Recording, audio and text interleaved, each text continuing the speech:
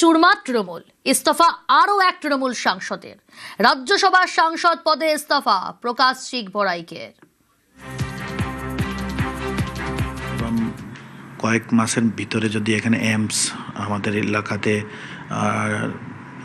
এলাকাতে এয়ারপোর্ট, যদি বুলেট ট্রেনের প্রপোজাল, এখানে মেডিকেল কলেজের প্রপোজাল হয়, তাহলে সাধারণ মানুষ তো পরিষেবাটা পাবে।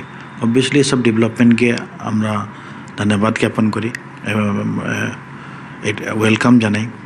সাথে মাননীয় মুখ্যমন্ত্রী শুভেন্দু দা এবং আমাদের ভারতের মাননীয় প্রধানমন্ত্রী যেভাবে প্রত্যেকটা মানুষের জন্য কাজ করতেন, সরকারিভাবে যে স্কিম আছে, যেমন অনেক স্কিম যেটা ইমপ্লিমেন্ট আমাদের স্টেটে হইতো না, সব হবে, মানুষ যেন সুবিধা পায়, এটাই আমার মেন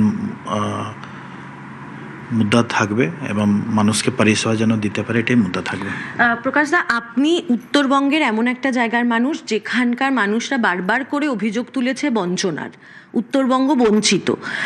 সেই জিনিসটা সরকারের যখন আপনারা ছিলেন তখন কখনো তৃণমূল নেত্রী বা অভিষেক বন্দ্যোপাধ্যায়কে তুলে ধরেননি, কিছু করার চেষ্টা করেননি? আপনি এখন বলছেন নতুন সরকার এসেছে, আপনারা চেঞ্জ করার চেষ্টা করছেন।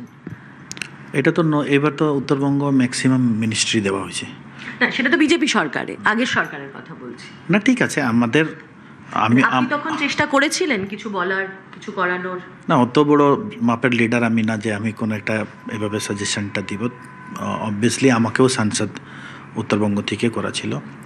তো এখন এটা বরিষ্ঠ লিডারদের কথা, এবং এই ডিসিশন তো আমি দিতে পারি না, আমি জেলা দেখতাম, তো এই ডিসিশন তো যারা বরিষ্ঠ লিডার আছে ওরাই দিত।